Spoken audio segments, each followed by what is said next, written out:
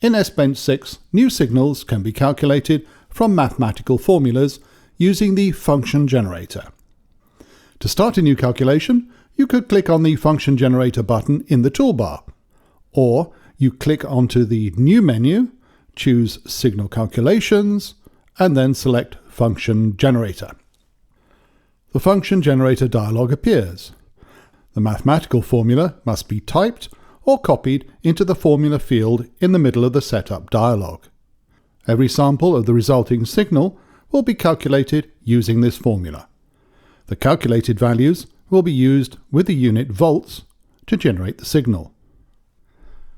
The formula field supports mathematical operators like plus, minus, multiply, divide, the modulo operator, and the to the power of. Trigonometric functions, random numbers, and constants like pi and Euler's number are also supported. Finally, there is the index variable x, which starts at 0. Now, let's type in an example. A simple formula to calculate a sine wave with 4 periods would look like this. At the bottom of the dialog, the output signal is defined. The sample rate is important to display the signal correctly in the display windows. Length defines the length of the generated signal, and therefore also the range of the index variable x, which runs from sample 0 to the last sample minus 1 sample. Resolution and amplitude are used to convert the calculated voltages into raw values, which then, for example, can be used to generate a signal using an arbitrary waveform generator. For this example, we keep the default settings.